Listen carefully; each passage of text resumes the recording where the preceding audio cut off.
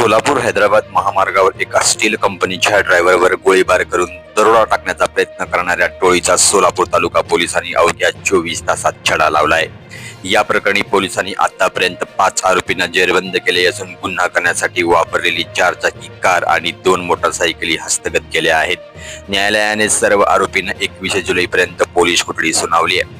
Apex steel and hardware कंपनीमध्ये काम करणाऱ्या एका कर्मचाऱ्याने दरोडेखोरांना पैशाच्या देवाणघेवाणीची पूर्ण माहिती टीप पुरवली असल्याची धक्कादायक माहिती गुन्ह्याचा समोर आली आहे।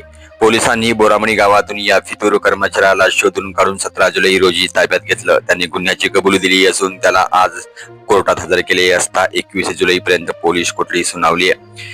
याबाबत अधिक माहिती अशी की 15 जुलै रोजी रात्री 9:30 वाजण्याच्या सुमारास अपेक्स स्टील अँड हार्डवेअर कंपनीचे दिवसभराचे कलेक्शन घेऊन ड्रायव्हर एजाज नबीलाल तांबोळी वय वर्ष 37 राहणार क्रनिक नगर सोलापूर हे कंपनी मालकाच्या घराकडे निघाले होते। सोलापूर हैदराबाद हायवे रोड जवळ एका कारमधून आलेल्या 3 अज्ञात इसमांनी त्यांना गाठलं। त्यापैकी एकाने जीव मारण्याच्या उद्देशाने रिव्हॉल्वर मधून 2 राऊंड फायर केलं। या गोळीबारातील छर्री छातीच्या उजव्या बाजूला लागून ड्रायव्हर तांबोळी गंभीर जखमी झाले होते। या प्रकरणी सोलापूर तालुका पोलीस ठाण्यात अज्ञात 3 जणांविरुद्ध गुन्हा दाखल करण्यात आला होता।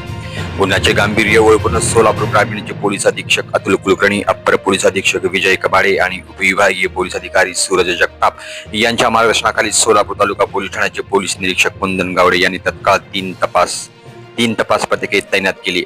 या दरम्यान तपास पथकाला गोपनीय बातमीदारामार्फत माहिती मिळाली की हा दरोडा बोरामणी येथील इस्मानी केला असून ते सध्या बोरामणी येथेच आहेत। पोलिसांनी सापळा रचून 16 जुलै रोजी 4 संशयितांना ताब्यात घेतलं। पोलिसांनी खाक्या दाखवताच त्यांनी इतर साथीदारांसह गुन्ह्याची कबुली दिली आहे। या गुन्ह्यात एकूण 8 आरोपींचा सहभाग असून त्यापैकी 16 जुलै रोजी अटक केलेल्या 4 आरोपींना कोर्टाने आधीच 21 जुलैपर्यंत पोलीस कोठडी सुनावली आहे।